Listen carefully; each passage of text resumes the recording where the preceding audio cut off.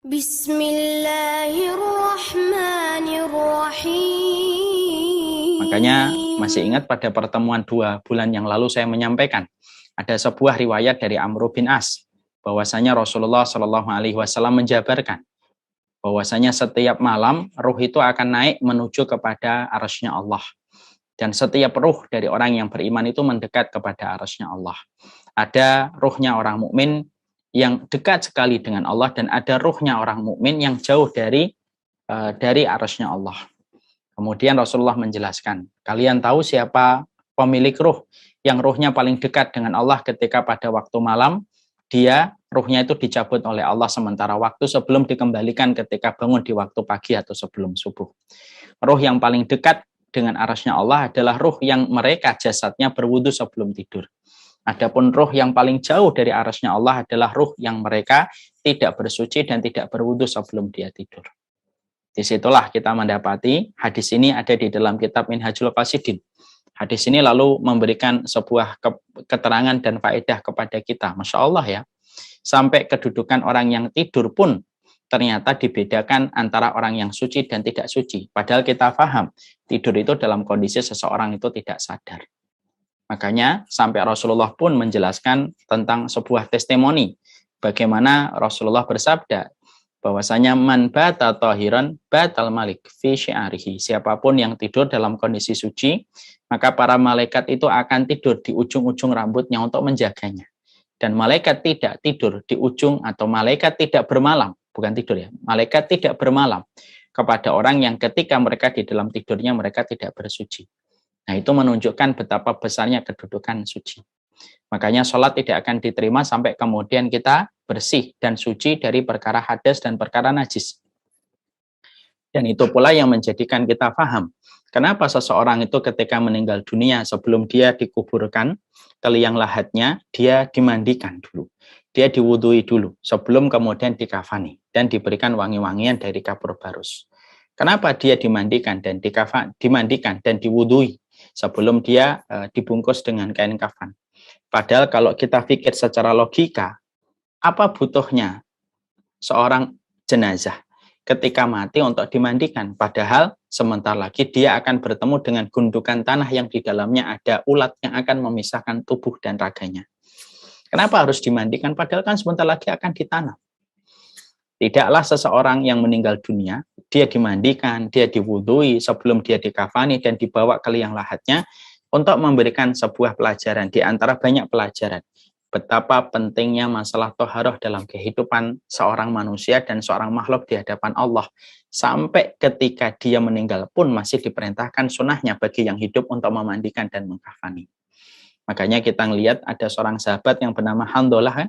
Masih ingat kisah yang saya sampaikan, ada seorang sahabat Handolah yang dia mencampuri istrinya sebelum dia memenuhi panggilan Rasulullah di dalam salah satu perang, di dalam jihad.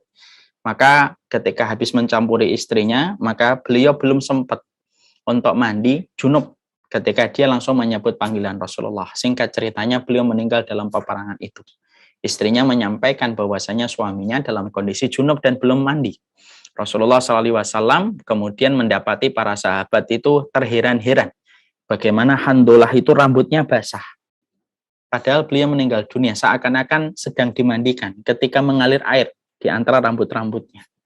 Maka sampai para sahabat itu bertanya sama Rasulullah, ya Rasulullah, ini Handolah kenapa rambutnya basah kayak sedang dimandikan? Maka Rasulullah SAW langsung menunjuk ke langit dan berkata, sesungguhnya ruhnya Handolah sedang dimandikan oleh ribuan malaikat di langit. Makanya pada saat itu langsung mendapatkan gelar, lakop, Handolah Ghasilul Malaika. Handolah, seorang sahabat yang dimandikan oleh ribuan malaikat. Di situ kita juga mendapati pelajaran penting kan, Masya Allah ya. Loh, sampai ruhnya sudah meninggal dunia, jasadnya yang masih junub, maka para malaikat diperintahkan oleh Allah memandikan ruhnya Handolah.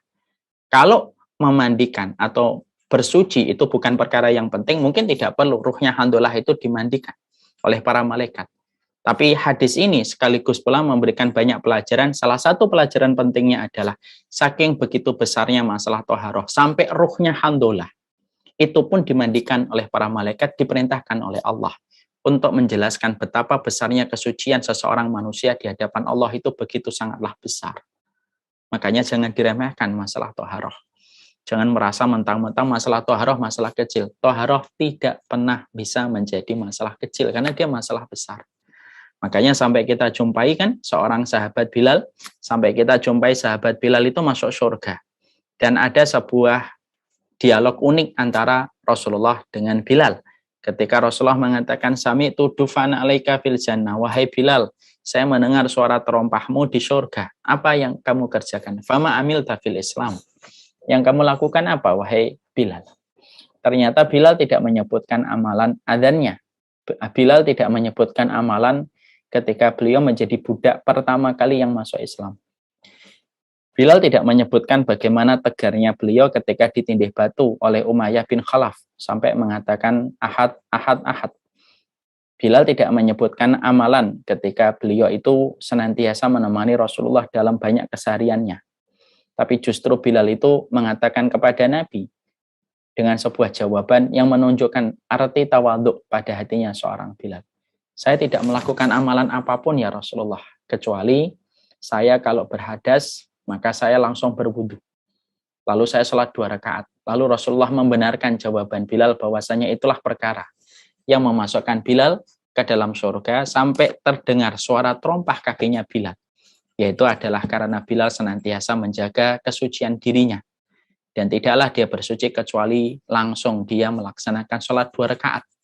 Yang mana secara pandangan mata kita seakan-akan itu adalah hal yang biasa. Tapi justru itulah yang menjadi sebuah basic kenapa seorang Bilal dimasukkan oleh Allah ke dalam surga. Keterangan-keterangan ini yang menjadikan kita paham. Keterangan-keterangan inilah yang menjadikan kita mengerti bahwasanya 40 anak tangga yang harusnya nanti kita mulai latih diri kita untuk memantaskan diri kita, mendapatkan predikat sebagai orang yang dicintai oleh Allah, mendapatkan predikat walinya Allah. Ketika kita mengamalkan 40 karakteristik ini, maka 40 karakter yang harusnya kita bangun pada kehidupan kita untuk memantaskan kita mendapatkan rahmatnya Allah. Anak tangga yang pertama adalah ketika kita senantiasa menjaga kesucian dengan toharoh yang kita lakukan, toharoh yang kita kerjakan. Ya, makanya tidak ada lagi yang boleh berkomentar, lah cuma masalah toharoh. Jangan bilang hanya. Karena masalah toharoh tidak pernah menjadi hanya. Tapi dia merupakan perkara besar. Yang mana kalau kita berkomitmen menjaganya dengan istiqomah, kedudukan orang yang senantiasa menjaga dirinya dengan toharoh itu akan lebih besar kedudukannya daripada mereka yang melalaikan masalah toharoh. Ya, makanya saya sempat membaca sebuah referensi. Bapak dan Ibu tahu ada seorang sahabat besar yang bernama Sa'ad bin Mu'ad. Sa'ad bin Mu'ad ini merupakan sahabat besar dari kalangan Ansor. Dan saya mengatakan beliau sahabat besar karena Rasulullah SAW itu berkomentar.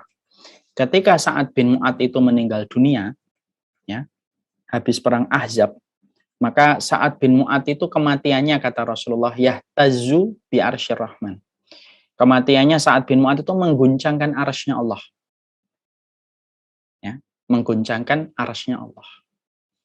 Berarti kan orang ini tidak main-main. Orang ini bukan orang biasa, orang yang betul-betul mendapatkan kedudukan mulia di sisi Allah. Ya. Maka Sa'ad bin Mu'ad ini radhiyallahu anhu ketika meninggal dunia, maka beliau itu mengguncangkan arsy-Nya Allah. Tapi kemudian Rasulullah SAW mengatakan bahwasanya setiap orang yang meninggal dunia ketika dia pertama kali melewati alam barzah nanti akan melewati sempitnya alam barzah. Jadi orang itu kalau meninggal, salah satu di antara fakta yang pasti kita akan jumpai ketika kita mengarah pertama kali ke alam barzah itu apa? Kita akan melewati sebuah lubang yang sempit sekali. Kata Rasulullah, lubang itu pasti dilewati oleh manusia. Kalaupun ada yang bisa selamat, kalaupun ada orang yang bisa selamat dari sempitnya lubang tersebut, maka Sa'ad bin Mu'ad itu adalah orang yang harusnya selamat dari lubang yang sempit itu. Itu pun Sa'ad bin Mu'ad merasakan sempitnya lubang itu. Tentunya lubang yang sempit itu adalah lubang yang sempit yang kemudian membesar ketika dia adalah orang yang beriman dan beramal saleh. Bagi orang kafir dan orang yang munafik, maka lubang itu akan sempit terus sampai hari kiamat. Dia akan berada pada kesempitan terus lubang itu.